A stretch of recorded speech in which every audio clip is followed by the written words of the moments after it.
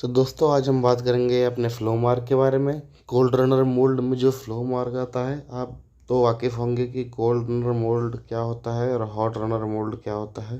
अगर नहीं मालूम है तो हम आने वाली वीडियो में दोनों के बारे में अलग से बताएंगे। आज हम फ्लो मार्क के बारे में बात कर रहे हैं दोस्तों। फ्लो मार्क आता है, सबसे पहले बात करते हैं फ्लो मार्क क्या होता है। दोस्तों फ्लो मार्क होता क्या है ये जानना बहुत ज़रूरी है। जैसे ही हम प्लास्टिक के प्रोडक्ट को मोल्ड में फिल कर रहे होते हैं, तो जो हम सेटिंग करते हैं तो उसमें क्या देखते हैं, हम गेट पॉइंट के पास में एक क्या बोलते हैं कि मटेरियल जो होता है उसकी स्पीड तेज़ होने की वजह से वो फ्लो मेटल के फ्लो होने का निशान जो है वो गेट पॉइंट के पास आ जाता है। तो फ्लो मार्क में जो मटेरियल होता है वो गेट पॉइंट के पास भी आ सकता है या फिर लास्ट फिलिंग एरिया में भी फ्लो मार्क आ सकता है। तो दोस्तों फिर फ्लो मार्क को कंट्रोल कैसे करते हैं, इसके कई तरीके हैं। इनमें से पहला तरीका जो कोल्ड रनर मोल्ड में है वो ये है कि आप मोल्ड का गेट जो है, जो इम्प्रेशन है उसका गेट का साइज़ जो है वो बढ़वा दीजिए। ये कैसे बढ़ाते हैं, इसको बढ़ाने के लिए जो गेट होता है वहाँ पे हम फाइल से थोड़ा सा घिस देते हैं, जिससे कि गेट पॉइंट बढ़ जाता है और फ्लो मार्क कम हो जाता है। फिर और अगर दूसरा तरीका देखें तो मोल्ड को आप थोड़ा गर्म कर दीजिए। गर्म करने का मतलब उसका टेम्परेचर बढ़ा दीजिए। जब टेम्परेचर आप बढ़ाएंगे तो होगा क्या, मटेरियल जो है वो अपना निशान नहीं छोड़ेगा और वो गर्म होने से मटेरियल की थिकनेस जो है वो कम हो जाएगी, थिन हो जाएगा और अच्छे से मटेरियल फुलफिल हो जाएगा, फ्लो मार्क कम हो जाएगा। तीसरा तरीका है कि गेट का स्पीड जो है यानी वो कम कर दीजिए।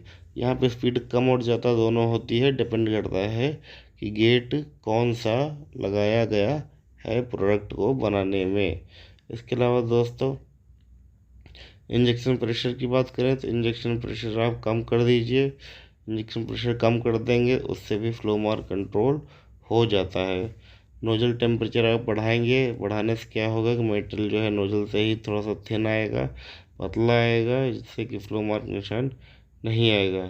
फिर वेंट लाइन क्लीन करना भी ज़रूरी है, क्योंकि वेंट लाइन क्लीन ना होने की वजह से जो हॉट एयर होती है, गैसेस होती हैं हॉट, वो निकल नहीं पाती हैं, जिससे कि मोल्ड में फंस जाती है और मोल्ड में फंसने के कारण जो है फ्लो मार्क आता है।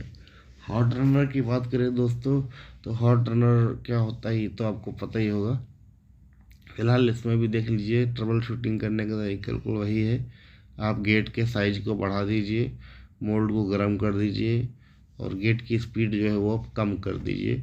इंजेक्शन प्रेशर जो है वो आप कम कर दीजिए, यानी कि कोल्ड रनर मोल्ड की ही तरह सारी सेटिंग वही है, लेकिन इसके अलावा हॉट रनर मोल्ड की दो सेटिंग और है, जिसमें कि हॉट रनर टेम्परेचर जो है वो बढ़ाना होता है। हॉट रनर का टेम्परेचर बढ़ा दीजिए, गर्म कर दीजिए और वेंट लाइन को यहाँ पर भी आप क्लीन कर दीजिए, ताकि गैसेज जो है वो मोल्ड में फंसे ना और आराम से बाहर निकल जाए वेंटिंग के मदद से। इस तरह से हमारा ये फ्लो मार्क कंट्रोल हो जाएगा दोस्तों। हॉट रनर मोड में आप जानते ही हैं कि HRTC का यूज होता है, एक अलग डिवाइस जो होता है जो कि मोल्ड को गर्म करता है।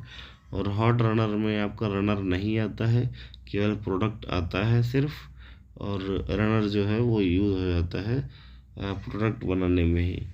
तो ये कुछ तरीके हैं, बेसिक तरीके हैं, इनसे एक उम्मीद की जा सकती है कि हमारा फ्लो मार्क कम हो जाएगा।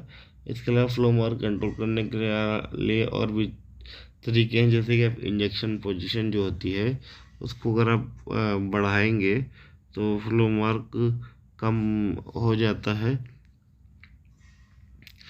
और दोस्तों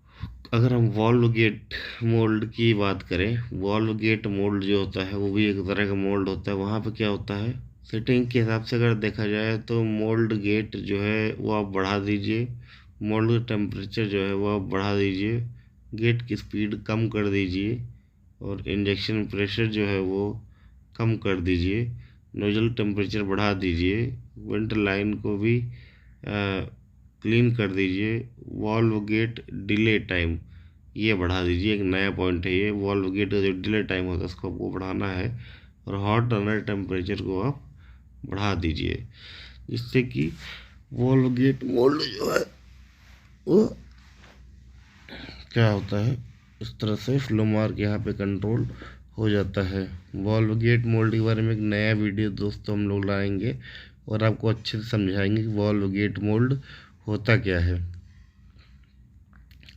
इसके अलावा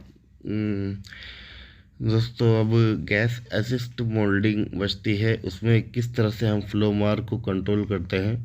दोस्तों फ्लो मार्क को कंट्रोल करने के लिए हम और भी वीडियो अपने लाएंगे, और उसमें और भी जो तरीके पॉसिबल कॉसेस हैं, पॉसिबल रेमेडीज़ हैं, उनके बारे में हम यहाँ पर डिस्कस करेंगे। फ़िलहाल अभी हमारे पास जो 5-6 पॉइंट हैं, इनसे भी फ्लो मार्क कंट्रोल कर सकते हैं। ये बेसिक सॉल्यूशंस हैं। इसके अलावा अगर कुछ एक्स्ट्रा सॉल्यूशंस भी होते हैं या हो सकते हैं तो उन पर हम चर्चा ज़रूर करेंगे। अभी फ़िलहाल आप गैस असिस्ट मोल्डिंग के बारे में जो हम बात कर रहे थे, वो कैसे कैसे होगा उसमें फ्लो मार्क कंट्रोल। तो दोस्तों उसमें भी मोल्ड गेट को आपको इंक्रीज़ करना होता है, मोल्ड के टेम्परेचर को आपको इंक्रीज़ करना होता है, गेट की स्पीड को आप डिक्रीज़ करते हैं, वहाँ पे गेट के पास की स्पीड को आप कम कर देते हैं, इंजेक्शन प्रेशर को आप कम कर देते हैं, और ये जो नोजल का टेम्परेचर होता है ये कम कर देते हैं, वेंट लाइन को आप साफ़ कर देते हैं, गैस डिले टाइम को डिक्रीज कर देते हैं। यहाँ पे आपको यह ध्यान होना चाहिए कि गैस को जो डिले है, गैस का डिले, गैस जो निकलती है उसमें डिले होना चाहिए, थोड़ा सा तो उस टाइम को डिले कर दो, डिक्रीज कर देना चाहिए। और हॉट रनर जो है, हॉट रनर का टेम्परेचर जो है वो आप क्या कर दीजिए, बढ़ा दीजिए।